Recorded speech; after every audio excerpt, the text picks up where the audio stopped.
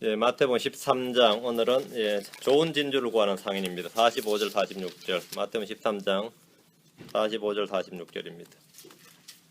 같이 읽습니다. 마태복음 13장 45절 46절 또 하늘의 왕국은 마치 좋은 진주를 구하는 상인과 같으니라. 그가 매우 값진 진주 하나를 발견하며 가서 자기의 모든 소유를 팔아 그 진주를 샀느니라. 오늘은 진주를 구하는 상인, 좋은 진주를 구하는 상인입니다. 잠깐 기도합시다. 위대하시고 거룩하신 주 하나님 감사합니다. 하나님께서 오늘도 주의 첫날 참 함께 모였습니다. 주님께서 은혜와 성령을 충만하게 부어주시고 또 깨닫는 마음을 주시고 주의 말씀을 들을 수 있는 귀로 인해서 저희가 더욱 고기 들어하시고 마음속에도 주의 영을 충만하게 하시길 간구합니다. 말씀에 은혜가 가득 차고 넘치는 그런 시간이 되도록 도와주십시오. 감사드리며 주의 이름 기도합니다. 아멘. 오늘은 하늘의 왕국 비유 중에서 6번째 비유입니다. 주님께서 제자들에게 말씀하시는 하늘의 왕국의 신비를 들으면 그 하늘의 왕국에 관한 말씀이 실제 우리가 말하는 킹덤, 어떤 왕국이 아니라 이 주님 자신의 사역에 관한, 주님 자신에 관한 말씀이 대부분이다. 그런 걸 이제 여러분이 알 수 있습니다. 하늘의 왕국은 왕이신 주님 자신을 말씀하고 있습니다. 하늘의 왕국 뭐뭐와 같으니라 자세히 보면 주님 자신이 이야기입니다. 왕국의 신비나 왕국의 비유에서 주님은 이 땅에 세워질 천년왕국에 대해서 말씀하고 계신 것이 아닙니다. 그렇다고 민족적으로 이스라엘에 관한 말씀도 아니고 그렇다고 세워질 교회에 관한 말씀도 아닙니다. 크리스천들에 대한 말씀도 아니고 그렇죠? 왕국의 비유들에서 이스라엘이나 교회가 분명히 나오지만 핵심은 예수 그리스도 자신입니다. 예수 그리스도 자신입니다. 왕이신 분이 왕국의 주체다 이 말입니다. 수많은 설교자들과 신학자들과 이 크리스천들이 본문 읽을 때 놓친 핵심이 이겁니다. 주님께서 하늘의 왕국은 무엇과 같으니라 하는데 무엇과 같으니라 보다는 하늘의 왕국은 누구와 같으니라 누구와 같다고 말씀하신 것이 더 많습니다. 주님은 왕국의 비유를 통해서 왕국이 어떠하다고 말씀하신 것보다 즉 어떤 사람, 왕이 어떠하다고 말씀하고 계십니다. 왕국의 비유에서 왕이 곧 왕국입니다.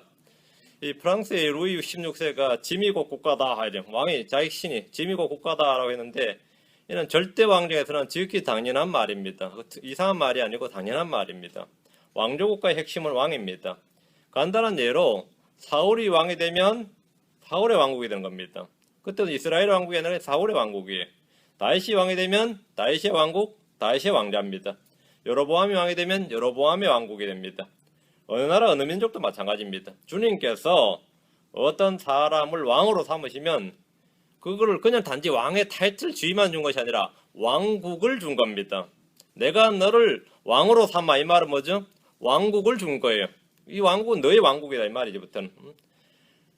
그 사울에게 사울을 왕으로 삼을 때는 이스라엘 왕국은 사울의 왕국이 된 겁니다. 다윗이 이스라엘 왕이 되면 다윗의 왕국이 된 거예요. 왕국을 주고 왕좌를 줬다 그러죠. 솔로몬이 왕이 되었을 때 솔로몬의 왕국 그러지 않습니다. 뭐죠? 다윗의 왕자죠. 다윗의 왕자에 앉았다 했어요. 다윗이 죽고 나서 그 후손이 왕을 이어받을 때도 성경은 반복해서 다윗의 왕자에 앉았다. 다윗의 왕국이다 말이죠. 다윗의 왕전 다윗의 왕자에 앉은 유다 왕이요. 성경 이렇게 해서 나옵니다. 예수님은 다윗의 씨, 다윗의 아들이시고 또한 다윗의 뿌리십니다. 이사야 9장 7절에 그의 정권과 화평의 번창함이 끝이 없으며 그가 다윗의 왕자와 그의 왕국 위에 군림하여 했습니다. 예수님이 다윗의 왕자에 앉으시고 그의 왕국에 군림한다 했으니까 다윗의 왕국에 군림한다 이 말이죠. 이제부터 영원토록 판단의 공의와 정의로 그것을 굳게 세우시리라. 만군의 주의 열심히 이것을 이루리라. 왕과 왕국이 동일합니다. 왕과 왕국이 동일합니다. 사울의 집, 사울의 왕국이 어떠하다고 할 때 그 핵심은 사울 왕입니다. 사울 왕이 망하면 사울의 집, 사울의 왕국이 망하는 겁니다. 다윗 왕이 복을 받아 주님의 약속을 받으면 다윗의 집이 흥하고 다윗의 왕국이 흥합니다. 왕과 왕국은 떨어질 수 없는 관계입니다. 왕이 망하면 왕국이 망하는 것이고 왕이 강하면 그의 왕국이 강하게 되는 겁니다. 계시록에서 열왕이 나오는데 열왕이 열왕국입니다. 땅의 왕들이라고 말하면 땅의 왕국들에 관한 말씀입니다. 왕이 곧 왕국을 말합니다. 하늘의 왕국은 누가 왕이며 누구의 왕국입니까? 하늘의 왕국은 누가 왕입니까? 누구의 왕국입니까? 하늘의 왕국. 하나님이 하늘, 즉 주 예수 그리스도입니다. 주 예수께서 왕이시고 그 왕국은 하늘의 왕국은 그리스도의 왕국입니다. 이 사실을 알면 왕국의 비유들의 말씀들이 좀 더 쉽게 분명하게 풀립니다. 주님께서 무리들과 제자들에게 하늘의 왕국은 뭐뭐와 같으니라 할 때 하늘의 왕국은 왕이신 주님 자신의 어떠함을 비유로 말씀해 주신 겁니다. 마태복음 13장에서 하늘의 왕국의 비유를 통해서 주님은 자신이 왕국의 말씀, 왕국의 복음이란 씨를 뿌리는 어떤 사람, 왕국의 자손들, 그 제자들이죠. 왕국의 자손들을 뿌리는 사람임을 밝히 말씀해 주셨습니다. 그 하늘의 왕국은 씨를 뿌리는 사람과 같으니라, 씨와 같으니라가 아니라 씨를 뿌리는 사람과 같으니라입니다. 이는 공생의 기간 동안 하늘의 왕국에 대한 주님의 사역입니다. 하늘의 왕국은 밭과 같다, 씨와 같다고 하신 것이 아닙니다. 씨를 뿌리는 어떤 사람과 같으니라 이렇게 말했습니다. 그 어떤 사람은 주님 자신입니다. 하늘의 왕국은 주님 자신의 사역을 설명하는 겁니다. 하늘의 왕국은 이스라엘과 같다든가 교회와 같다고 하신 것이 아닙니다. 하늘의 왕국은 마치 좋은 씨를 자기 밭에 뿌린 사람과 같으니라. 사람과 같으니라. 하늘의 왕국은 주님 자기 설명인 거죠. 왕국은 어떤 사람과 같으니라. 그런데 이제 비유의 핵심에 어떤 사람과 같으니라, 이 사람의 초점을 맞추지 않고 씨의 초점을 맞춰서 계속 설교라고 설명을 하는 케이스가 이제 주로 있는 반응이. 씨를 하늘의 왕국은 씨와 같으니라든지 뭐 밭과 같으니라에 이제 초점을 맞추는 거죠. 사실은 성경 그렇게 돼 있지 않습니다. 하늘의 왕국은 씨를 뿌린 사람과 같으니라. 씨를 뿌린 사람의 핵심이 맞춰져 있습니다. 그렇죠? 그 왕국은 어떤 사람과 같다고 하셨습니다. 주님 자신에 관한 말씀입니다. 하늘의 왕국 마치 어떤 사람이 가져다가 자기 밭에 뿌린 겨자씨 하늘과 같으니라 하셨는데, 사람의 아들은 연한 풀이고 마른 초목과 같은 육신을 입고 이 땅에 오셨습니다. 그리고 죽임을 당하시고 묻히셨습니다. 주님은 하늘의 미랄로 죽으셨고 겨자씨 하늘과 하늘의 겨자씨 같은 분입니다. 그러나 300년이 지나서 이 땅에 예수 그리스도 이름으로 세워지는 교회는 이거는 뭐 뿌린 씨 그대로 아니었습니다. 정치와 종교를 통합하는 강한 나무가 되었고 기독교는 로마의 국교가 되었습니다. 이것은 사실 기독교가 아닙니다. 사람의 아들이 심은 것은 채소인 겨자씨인데 이 땅에 나타난 것은 공중의 새들이 깃드는 거대한 나무였습니다. 하늘의 왕국은 어떤 여자가 가로수말 속에 숨긴 누룩과 같다 했는데, 이는 어떤 여자는 음녀입니다. 온 세상을 자신의 음행에 취하게 한 여자로 이세벨이라고 불리기도 하고 신비의 바벨론이라고 하는 바로 그 여자입니다. 주님이 없는 세상에서 하늘의 왕국은 누룩에 떠버리는 가루처럼 되어버렸습니다. 이 세 번째, 네 번째 비유는 상태를 말합니다. 주님은 집으로 들어와서 제자들에게 왕국 마치 밭에 숨겨진 보물과 같으니라 이렇게 하셨습니다. 그 보물을 얻기 위해서 주님은 자기 모든 소유를 바쳐서 그 밭을 사시는 분으로 나옵니다. 주님은 값을 치르셨습니다. 주님은 자신의 생명을 내어놓으셨고 피를 흘리셨습니다. 주님은 자신이 발견한 보물을 사기 위해서 희생을 치르셨는데 이것이 바로 구속사역입니다. 주님은 자신이 받을 고난과 죽음에 대해서 제자들에게 말씀해 주신 겁니다. 오늘은 여섯 번째 비유인데, 이 비유를 통해 주님은 이전과 마찬가지로 자신의 사역에 대해서 말씀하고 계십니다. 숨겨진 보물을 사는 어떤 사람, 좋은 진주를 구하는 상인은 모두 주님 자신을 걷는 말이고 주님 자신의 사역에 관한 것입니다. 하늘의 왕국에서 비유의 핵심은 주님 자신입니다. 자, 본문입니다. 45절 46절. 또 하늘의 왕국은 마치 좋은 진주를 구하는 상인과 같으니라. 진주와 같으니라가 아니라 상인과 같으니라 합니다. 하늘의 왕국은 마치 좋은 진주를 구하는 상인과 같으니라. 그가 매우 값진 진주 하나를 발견함에 가서 자기 모든 소유를 팔아 그 진주를 샀느니라. 본문을 잘 보셔야 됩니다. 하늘의 왕국은 마치 좋은 진주와 같으니라. 뭐 좋은 그게 아니고 좋은 진주를 구하는 상인과 같으니라. 왕국을 사람에 비유한 겁니다.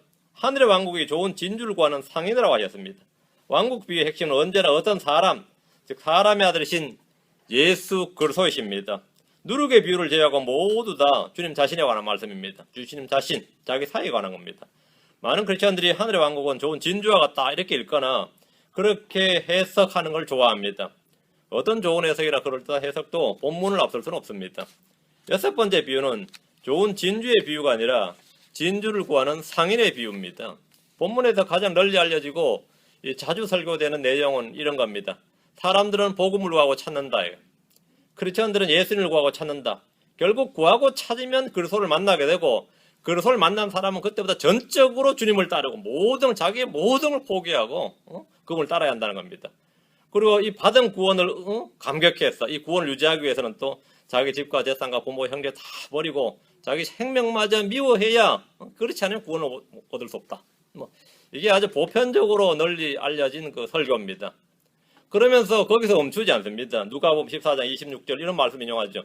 어떤 사람이 내게 오면서 자기 아버지나 어머니나 자녀나 형제나 자매나 참으로 자기 생명도 미워하지 않으면 능히 내 제자가 되지 못하고, 이런 구절이 이제 딱 인용해서 모든 걸 팔고 포기하고 주님을 따라야 된다. 어떻습니까? 그럴듯하지 않습니까?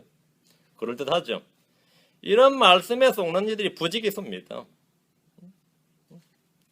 예수 그리스도는 좋은 진주고 엄청 값이 나가는 보물이고, 사람들은 그것을 얻기 위해서 모든 대가를 다 치러야 된다는 거예요. 모든 대가를 다 치러야 된다.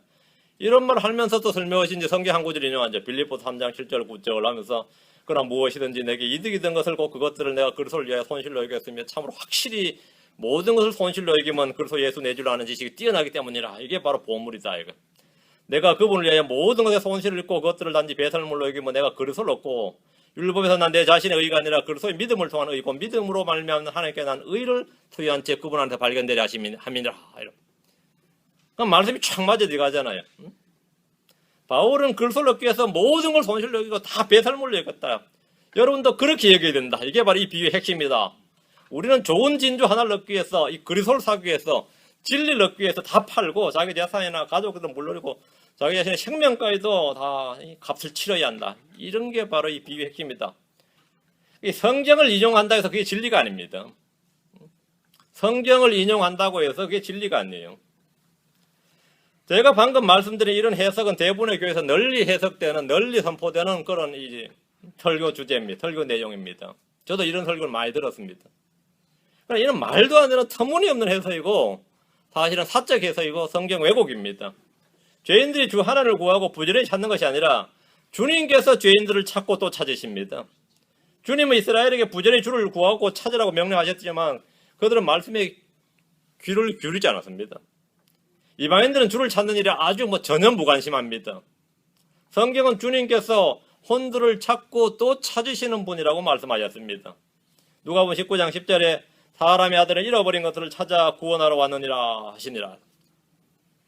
반면 사람들은 어떠한지 보십시오. 로마 3장 10절 11절에 이것은 기록된 바 의로운 자는 하나도 없나니 단 한 사람도 없으며 깨닫는 자도 없고 하나님을 찾는 자도 없으며.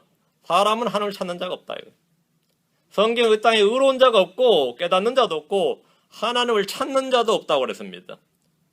그냥 막 찾다가 좋은 진주를 발견했다. 이건 말도 안 되는 소리입니다. 막 찾다가 발견하면 그게 구도자들이, 그게 종교입니다. 그게 종교예요. 좋은 진주를 찾는 상에는 결코 사람들이 될 수 없습니다. 앞에 모든 비유에서 어떤 사람은 사람의 아들이신 주 예수 그리스도이셨습니다. 마찬가지로 이 비유에서도 좋은 진주를 구하는 상에는 예수님 자신입니다. 이와 다른 모든 해석은 거짓이고 오류입니다. 이 좋은 진주를 구하는 상에는 예수 그리스도다 이거예요. 이와 다른 모든 해석은 다 거짓말입니다. 주님께서 밭과 씨와 어떤 사람에 대해서는 정확하게 해석을 해주셨기 때문에 다른 해석은 누가 뭐라고 해도 그건 틀린 해석입니다. 성경 어느 구절을 인용해도 틀린 해석이에요. 좋은 진주를 예수 그리스도, 상인을 사람들로 설정해서 이 땅의 모든 그리스도인들은, 모든 사람들은 그리스도를 찾고 구해하고 그분을 발견하면 자신의 모든 소유를 팔아서 그분을 사야 한다는 가르침은 상당히 그 헌신을 촉구할 때 좋고 교훈적이긴 하지만 본문과는 전혀 맞지 않는 엉터리 가르침입니다. 헌신 촉구할 때마다 모든 소유를 팔아. 물론 헌신을 촉구하고 거기에 감동받아 결단한 사람도 있겠지만 말이죠. 그건 말씀과는 안 맞는 거예요. 죄인들은 죄에 팔린 사람들입니다. 죄에 팔린 사람들이고 영적인 어떤 것을 사기 위해서 자신이 소유하고 있는 어떤 것을 팔 만한 무엇가 없는 사람들입니다. 우리가 가지는 이런 다 더러운 누더기 같은 겁니다. 우리의 소유를 팔아서 하나님의 무엇을 산다는 것은 전혀 말이 되질 않습니다. 말이 되질 않아요. 복음은 은혜의 선물입니다. 믿음도 선물이고 영생도 선물이고 하나님의 믿음의 의도 하나님의 선물, 값없는 선물입니다. 성령은 사고 팔 수 있는 것이 아니라 믿는 자에게 값없이 주어지는 하나님의 선물입니다. 선물이에요. 다 거둬주시는 선물입니다. 그 선물을 사기 위해서 가진 걸 다 판다는 건 말도 안 되는 소리예요. 주 예수 그리스도는 하나님의 선물입니다. 죄인들은 뭔가를 사거나 파는 자들이 아닙니다. 이사야 55장 1절에 오호 목마른 자들아 너희는 물로 나오라. 돈 없는 자도 오라. 돈 없는 자도 오라. 너희는 와서 사 먹되 참으로 와서 돈도 내지 말고 값도 치르지 말고 포도주가 젖을 사라 했습니다. 성경 값을 치르지 말라고 하셨습니다. 값을 치르지 말라. 고로 진주를 사는 상인은 절대로 죄인들이 될 수 없습니다. 요한복음으로 갑니다. 요한복음 5장 7장 37절. 말씀의 설정을 잘 해서 성경을 봐야 됩니다. 제일 제가 볼 때 억울하고 원통한 사람들이 말이에요. 성경에 속는 사람들이에요. 성경에 속는 사람들은 또 열정이 없는 사람도 아닙니다. 열정이 있는 사람들이 성경에 속아가지고 평생 또 그렇게 알고 자기하고도 의견 다르면 말이죠. 진리를 아는 사람 나밖에 없는 것 같고 말이죠. 실제로 이거 이렇게 다들 이 성경을 모를까 이런 생각하고 막 그래요. 요한복음 7장 37절. 마지막 날 곧 명절에 그 큰 날에 예수님께서 서서 외쳐 이르시되 누구든지 와서 목마르거든 내게로 와서 마시라. 나를 믿는 자는 성경 기록이 말한 것 같이 그에 비해서 생수의 강들이 흘러나오리라. 여기서 마시라 이게 뭐죠? 38절 39절에 나오죠. 성령이다 이렇게. 주님은 누구든지라고 하죠. 누구든지 이렇게 말씀하셨습니다. 돈 있는 자를 초청하신 것이 아닙니다. 누구든지 초청하셨습니다. 목마른 자를 초청하셨습니다. 주님은 모두를 초청하셨습니다. 계시록 21장 6절, 22장 17절. 주님의 초청은 모든 사람입니다. 모든 사람입니다. 계시록 21장 6절. 계시록 21장 6절.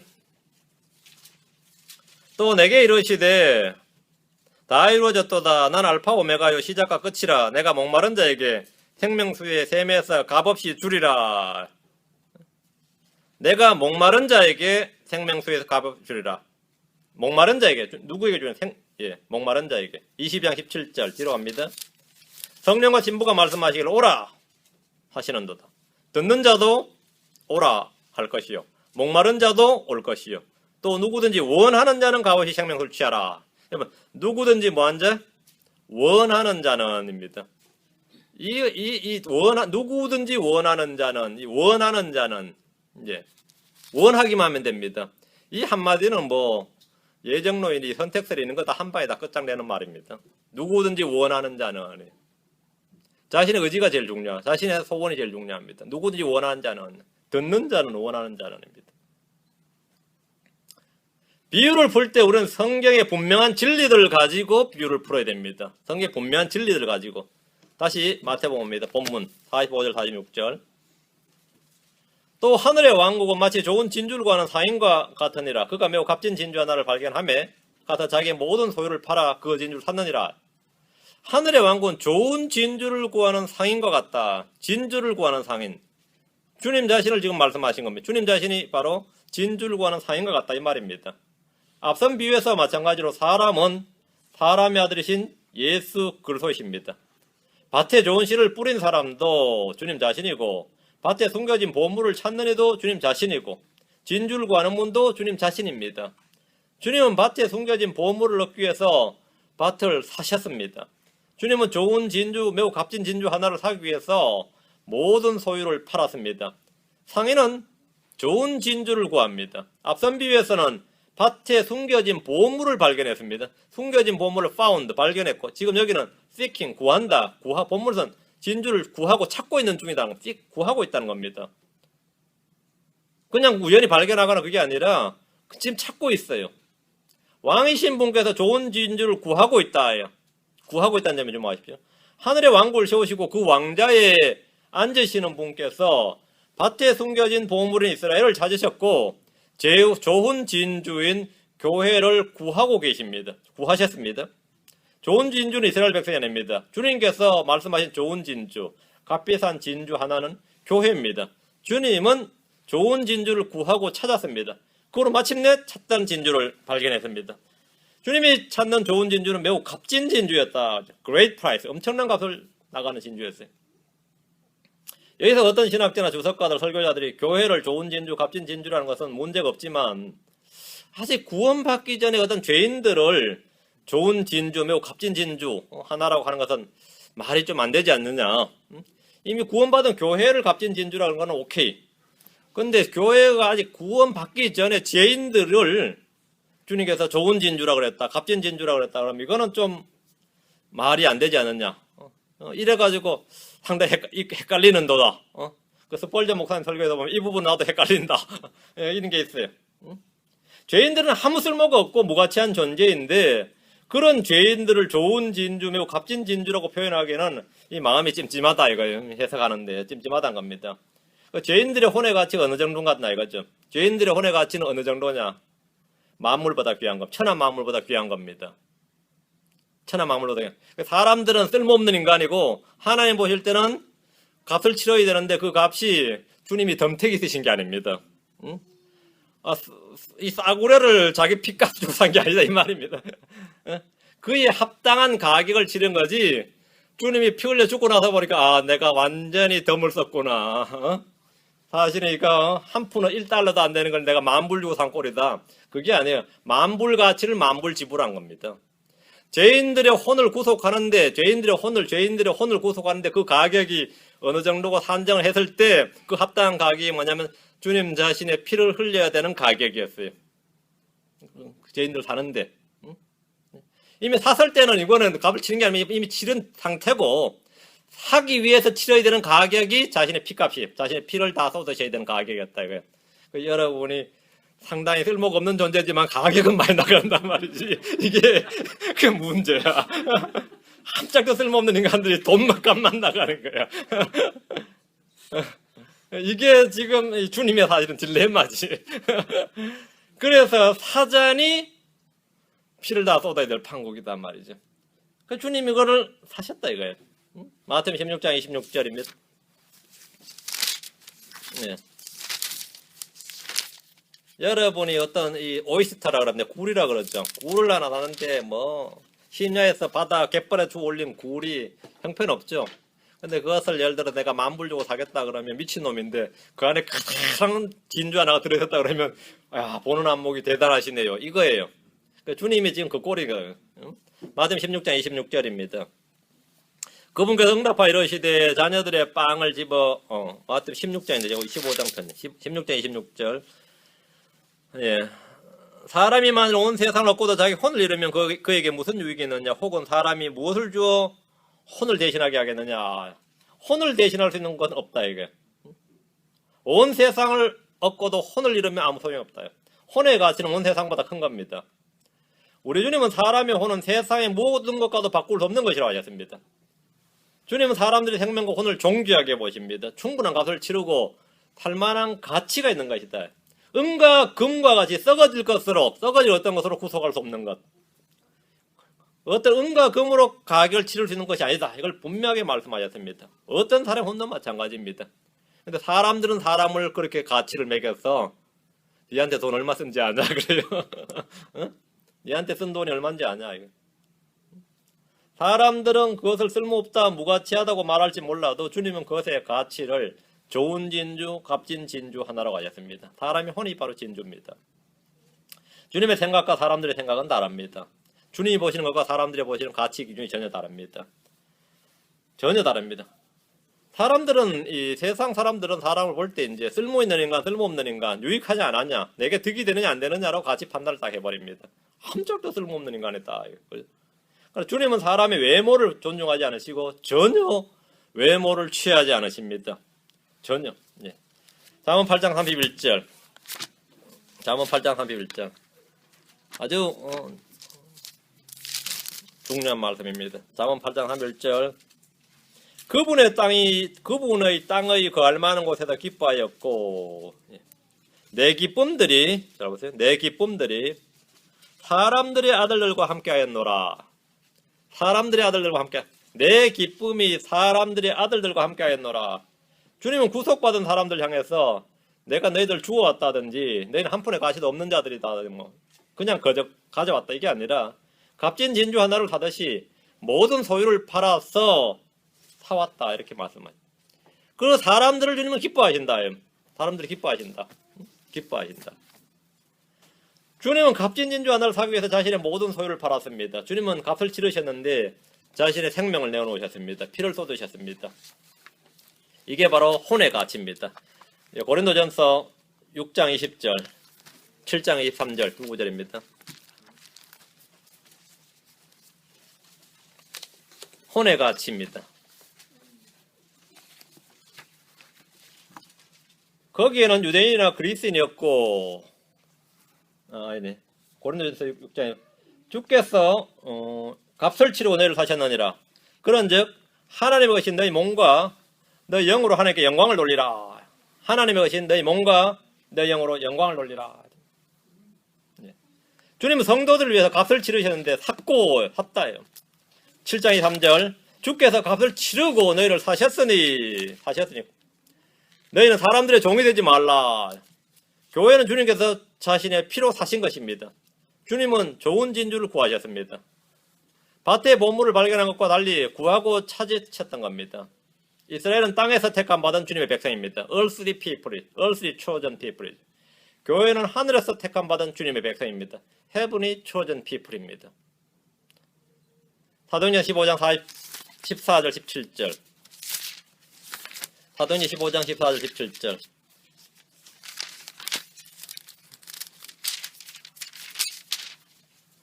하나님께서 처음으로 이방인들 가운데서 자신의 이름을 위하여 한 백성을 취해내시려고 그들을 찾아가신 것을 시몬이 밝히 말하였는데 찾아가셨다. 하나님께서 뭐라고요? 이방인들을 찾아가셨어요. 왜? 한 백성을 취해내시려고. 한 백성을 취해내시려고. 성경은 유대인들 외에 이방인들 가운데서 하나님께서 한 백성을 취해내시기 위해서 그들을 찾아가셨다 이렇게 말씀합니다. 주님께서 이방인들을 찾아가셨습니다. 좋은 진주를 구하는 상인으로서 주님은 그들을 찾아가셨습니다. 유대인들 외에도 이 땅에 주님이 찾으시고 취해내실 한 백성이 있다는 겁니다. 17절 이것은 사람들 중에서 남은 자들과 이것은 사람들 중에서 남은 자들 이건 이스라엘입니다. 내 이름으로 불리는 모든 이방인들이 주를 찾게 하려 함이라. 크리스천입니다.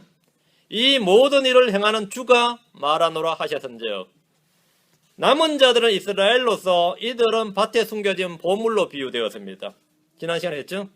남은 자 이스라엘 밭에 숨겨진 보물이었습니다. 내 이름으로 불리는 모든 이방인들은 크리스천들이라 불리는데 오늘 하나님의 교회라 불리는데 주님이 찾으시는 좋은 진주입니다. 이 사실이 이미 구약 성경에서 미리 선포되고 기록되어 있습니다. 구약 성경의 유대인 외에는 유대민 외에는 주님이 찾으시고 취하는 한 백성이 있다는 사실을 대부분의 유대인 랍비들은 물론이고 바리새인들 신학자들까지도 전혀 몰랐고 침묵하는 내용입니다. 그런데 구약 성경에 이미 유대인들 외에 하나님이 취하시는 한 백성이 있다요. 하나님이 다가올 세대에 취하시는 한 백성이 있다. 진주가 있다요. 교회가 있다요. 초대교회 때 예루살렘 교회에 모인 사도들과 장로들과 제자들이 이스라엘의 남은 자들과 더불어 주님의 이름으로 불리는 한 백성 이방인들이 있다는 사실을 알고 있었고 그 사실을 선포를 했습니다. 이는 구약 성경에 이미 기록되어 있었기 때문입니다. 시편 22편 30절 31절 시편 102편 18절 시편 22편 30절 31절 한 씨가 그분을 섬기려니 주께서 그것을 한 세대로 여기시리라. 그들이 와서 앞으로 태어날 한 백성에게 그분의 의를 밝히 드러내되 그분께서 이것을 행하셨음을 드러내리로다.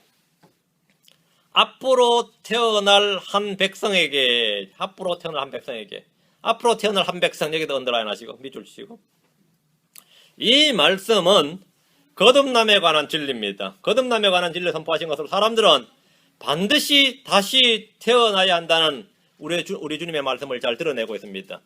니고데모가 밤에 예수님을 찾아왔을 때 주님께서 너희는 반드시 다시 태어나야 한다 했는데 니고데모가 그 말을 몰랐습니다. 그렇죠? 그 주님께 책망을 들었는데 그 책망 내용이 뭐냐면 너는 이스라엘 선생으로서 내가 이 같은 사실을 알지 못하느냐 이랬어요. 그 니고데모가 바리새인이긴 했지만 내가 이걸 어떻게 아냐고. 그 이야기가 바로 이 주님께서 책망하실 때 내가 알지 못하느냐가 31절 말씀을 염두에 두신 겁니다. 당연히 앞으로 태어날 한 백성이 구약의 시편에 기록되어 있는데 다시 태어나야 한다는 말은 당연한 말이지. 거듭남에 관한 진리는 당연한 말인데 니고데모 처음 듣는 말처럼 이야기하니까 주님이 다시 태어나야 된다고. 그럼 만약 시편 22편 31절을 주님이 가지고 책망하신 거예요. 책망하신 거죠. 다시 태어나야 되는데 유대인도 다시 태어나야 되고 이방인도 다시 태어나야 돼요. 그래서 너희들은 반드시 다시 태어나야 된다. 이 must be born again 이렇게 말씀하신 겁니다. 누구나 다시 태어나면 돼요. 처음 태어난 것이 유대인으로 태어나서 이방인으로 태어났던 중요한 게 아니라 다시 태어나야 된다고. 그 백성, 태어날 백성. 그렇죠? 그리고 한씨, 태어날 백성. 이걸 주님이 말씀하셨다 이거죠. 그 사실을 사도행전 15장에서 사도들, 장로들이 함께 모여서 선포를 한 겁니다. 처음으로 우리가 알았다 이거. 이미 사실은 다 기록되어 있었는데 깨닫지 못하고 있었던 내용이었던 겁니다. 앞으로 태어날 백성은 이미 구약에서부터 내려왔던 유대인들, 혈통적 유대인 민족을 말한 것이 아니라 다시 태어난 백성, 거듭남으로 말미암아 신생, 본어게인한 크리스천들을 말한 겁니다. 크리스천 되면 유대인도 크리스천이고 이방인도 크리스천이에요. 그때 유대인 이방인이 없어요. 크리스천입니다. 주님께서 찾으시고 값을 치르신 좋은 진주, 값진 진주가 바로 이겁니다. 본어게인 크리스천이다 말입니다. 그렇죠? 시편 102편 18절. 시편 102편 18절. 본문 자신을 찬찬히 본문을 보셔야 됩니다. 본문을 잘 보셔야 돼요. 시편 102편 18절. 이것이 다가올 세대를 위해 기록되리니 창조될 백성이 주를 찬양하려다. 여기 다가올 세대 창조될 백성. 창조될 백성 했죠. 그리스도 안에 있는 자 누구나 다 뭐라고요? 새로운 창조물이로다. New creature라 했습니다. 우리가 새로운 창조물. 창조될 백성. 창조된 백성이 아닙니다. 창조될 백성. 다가올 세대라. 주님은 앞으로 태어날 백성. 다가올 세대에 창조될 백성은 유대인 이스라엘 말한 것이 아니다. 이거. 왜? 주님께서 뭐라 이들은 혈통으로나 육신의 뜻으로나 사람 뜻으로 나지 아니하고 오직 하나님에게서 태어난 자들이니라. 태어날 백성, 창조될 백성입니다. 유대인들은 아브라함의 혈통으로 태어났고 육신의 뜻으로 사람의 뜻으로 태어났습니다. 그러나 크리스천은 오직 하나님에게서 태어난 자들이고 그리스도 안에서 새로운 창조물입니다. 주님은 다윗을 통해서 성전에서 주를 섬기던 유대인들이 아니라 앞으로 태어날 한 백성, 다가올 세대, 창조될 백성에 대해서 말씀해 주신 겁니다. 이것이 바로 좋은 진주입니다. 신약 성경에서는 바로 이들을 크리스천들 이렇게 부르고 있습니다. 주님께서 이들을 값진 진주 하나라고 말씀하신 것은 전혀 이상한 일이 아닙니다. 당연한 일입니다. 이제 우리는 주님께서 말씀하신 진주에 대해서, 진주라는 보석에 대해서 좀 살펴보겠습니다. 진주는 다른 이 보물들과 달리 유기체입니다. 오거니즘이라 그래요. 오거니즘. 금이나 다이아몬드나 사파이어 등은 두 조각이나 그 이상을 쪼갤 수 있습니다. 내가 금덩어리가 이만한 게 하나 있으면 쪼개도 별 문제가 안 돼요. 금덩어리 두 개가 되는 거니까. 응? 두 개가 돼요. 쪼갠다고 안을 보면 많이 썩어버 그런 건 아니죠. 은을 쪼개도 은의 바뀌는 은에서 오거는 똑같아. 바뀌는 안에 똑같아요. 뭐 다이아몬드도 마찬가지고 쪼개면 쪼개는 거고 깨지면 여러 개로 부수면 여러 개가 되는 겁니다. 근데 진주를 한번 반 쪼개 보세요. 진주 두 개가 되는가? nothing이 됩니다. 여러분 진주 실수로도 한번 쪼개보신 분 있어요? 진주를 쪼개면 아무것도 안 돼요.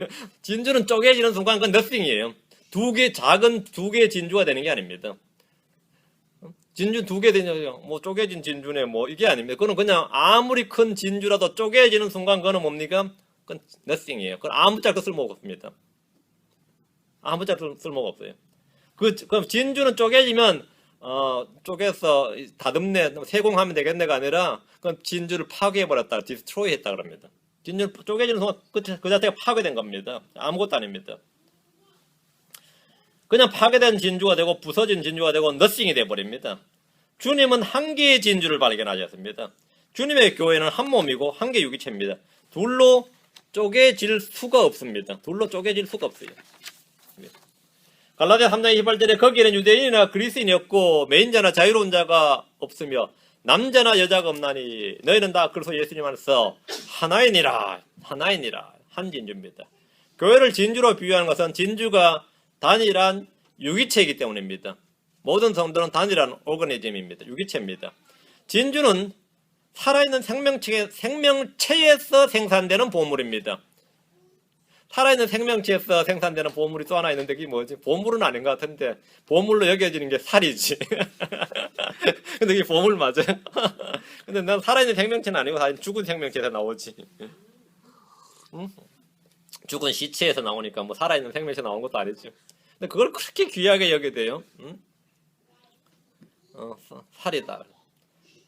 땅속에서 캐내는 보물들과 달리 진주는 살아있는 생명체에서 나옵니다. 진주는 고통의 산물로서 생성되는 보물입니다. 진주는 상처를 통해서 생성됩니다. 교회는 예수 그리스도의 고통과 고난의 산물입니다. 살아있는 생명체에서 나옵니다. 교회는 땅속에 묻혀있다가 캐낸 광물이 아니라 예수님의 상처나 몸에서 난 보물입니다. 진주는 무기물이 아니라 유기물입니다. 진주는 오랫동안 서서히 형성되고 만들어지면서 세월이 흘러가면 흘러갈수록 커집니다. 큰 진주란 것은 그만큼 오랫동안 바닷속에 있었던 겁니다. 진주는 다른 보물과 달리 덩어리로 캐내는 것이 아니라 아주 작은 크기에서부터 자라나는 겁니다. 점점 성장하고 자라나는 겁니다. 그런 보물이에요. 다른 보물은 그런 보물이 아닙니다. 교회 역시 마찬가지입니다. 교회는 혼들이 더해짐으로 그리스도의 몸을 형성해 나가고 점점 자라납니다. 하나님은 몇 명의 사람들로 시작해서 날마다 혼들을 더해 주심으로 교회를 이루고 계십니다. 지금 현재도 교회는 주의 은혜로 세워지고 있습니다. 진주는 어둠 속에서 생성됩니다. 어둠 속에서. 바다 깊은 곳에 그 굴의 몸속에 진흙더미의 진주가 있습니다. 아름다운 진주가 있는 위치가 바로 거기 청정지역 그런 게 아니에요. 굴 속에 있어요. 그 속에 진주가 들어있다. 교회는 밤으로 불리는 이 시대에, 진흙더미라 불리는 이 세상 속에 존재하고 있습니다. 교회의 위치가 그렇습니다. 에베소 2장 11절 12절입니다. 진주를 발견하기 전까지 아무것도 아니지 사실은. 굴 먹으려고 했다가 캐보니까 진주다. 진주가 들어있었다. 그럼 횡재했다 그런 거지. 에베소 2장 11, 12절 그러므로 기억하라. 너희는 지나간 때 육체로는 이방인이요 손으로 육체에 행하는 할례를 받아 할례자로 불리는 자에 의해 무할례자들이라 불리던 자들이라. 그때 너희는 그리스도 밖에 있었고 이스라엘 연방국가 밖에 있던 외인들이며 약속의 언약들에서 분리된 낯선 자요 세상에서 소망도 없고 하나님 밖에 있던 자들이었으나 이게 바로 우리의 본래 상태죠. 교회는 아주 좋은 데서 나온 것이 아닙니다. 사실은 너싱에서 나온 것들이죠. 진주와 마찬가지로 교회를 구성하는 이들은 모두 그 출신이 비천하고 형편없는 자들입니다. 진주는 만들어지는 과정을 사람들이 볼 수 없습니다. 바다의 굴 속에 오이스터래 굴 안에서 진주가 만들어지는데 하나님은 그 과정을 볼 수 있지만 사람들은 굴이나 조개를 잡아서 그 입을 열어본 후에야 진주를 발견합니다. 마찬가지로 교회는 세상이 만들어지는 과정을 그 과정을 잘 볼 수가 없습니다. 가끔 그 해변가에 간 사람들이 굴 요리 시켰다가 먹다가 진주 씹었다 그런 거 있죠. 그러면 그 굴을 요리했던 사람 요리사도 저도 진주를 발견하지 못하고 있었던 거예요. 그럼 요리사가 와서 축하한다 그러는데 속으로 아까워하죠. 내가 아까 손질할 때 봤어야 되는데 손질할 때도 못 본 게 씹을 때 나오는구나 이래가지고 어떤 해변가에는 진주가 자주 나온다 그래서 비싸다 하더라고요. 요리가 비싸다. 복권 타듯이 씹다 나오면 네 거다 이거예요. 씹다 나오면 네 거다. 그 입을 열어본 후에야 진주를 발견한다. 마찬가지로 교회는 세상이 그 만들어진 과정을 볼 수가 없습니다. 교회는 지금 자라가고 있습니다. 자라가고 있어요. 에베소 2장 21절에 그분 안에서 모든 건물이 꼭 맞게 함께 뼈대를 이루어 주 안에서 거룩한 전으로 자라간다. 주님이 이 세상에서 교회를 들어 올리시고 훗날 영광스러운 모습으로 드러낼 때에 모두가 그 영광스러운 교회의 모습을 볼 수가 있게 됩니다. 지금 우리의 생명 그리스도 안에 감추어져 있습니다. 우리는 장차 주님과 함께 하나님의 아들들로 모두가 볼 수 있도록 영광스럽게 나타날 겁니다. 그 전까지는 사실 오이스터 안에 있는 굴과 같은 신세죠. 내가 크리스천이다 하나님 아들이다 그러면 누가 그래? 흙더미에 묻혀있는 제대로 안 보인다 이거죠. 골로새서 3장 3절에 너희는 죽었고 너희 생명 그리스도와 함께 하나님 안에 감추어져 있느니라. 이것이 지금 우리의 모습입니다. 골로새 3장 4절에 우리의 생명이 있는 그리스도께서 나타나실 때에 재림 때에 주님이 나타나실 그때에 너희도 그분과 함께 영광 가운데 나타나리라. 이제 이게 나타난 진주죠. 나타나리라. 재림 때 우리의 모습입니다. 아름다운 진주의 모습은 영광스러운 교회의 모습과 같습니다. 에베소 5장 27절에 또 그것은 점이나 주름이나 그런 것이 없는 영광스러운 교회로 자기를 위해 제시하려 하심이며 교회가 거룩하고 흠이 없게 하려 하심이라. 이건 재림 때 모습입니다. 주님께서 이 땅에 오실 때 교회는 영광스러운 모습으로 나타날 겁니다. 모든 성도들은 영광스러운 몸을 입고 있습니다. 그날의 세상은 자신들 가운데 있던 교회가 사실은 값비싼 엄청난 가치를 지닌 진주였음을 알게 됩니다. 진주에서 하게 됩니다. 천연왕국 때 한번 상상을 해보세요. 네가 우리 옆집에 살던 그 아저씨냐 그러면은 어? 상상이 갑니까? 우리는 이 비유의 말씀을 통해서 주님께서 교회를 구하고 계셨음을 분명히 알 수 있습니다. 교회를 구하고 계셨다요. 주님 우리를 위해 자신의 피를 흘리셨는데 이는 우리가 그분의 소유된 백성이고 구속을 받은 자들임을 분명하게 알려줍니다. 이제 우리는 주님의 소유입니다. 주님은 나를 위해 자신의 모든 소유를 팔아서 값을 치르셨습니다. 여러분 주님 앞에서 존귀한 성도들입니다. 여러분 자신의 존재의 가치는 이 말씀에 따라서 확정하시기 바랍니다. 크리스천이 된 나의 존재 가치는 여기 있습니다. 뭐 내 육신이 아무 가치가 없는지 몰라도 주님께서 나를 보는 가치는 어떠냐, 값비싼 진주고 주님께서 살만한 가치가 있다 이렇게 판단하시고 값을 치르셨다는 겁니다. 자신의 가치는 바로 여기서 발견된다. 기도합시다.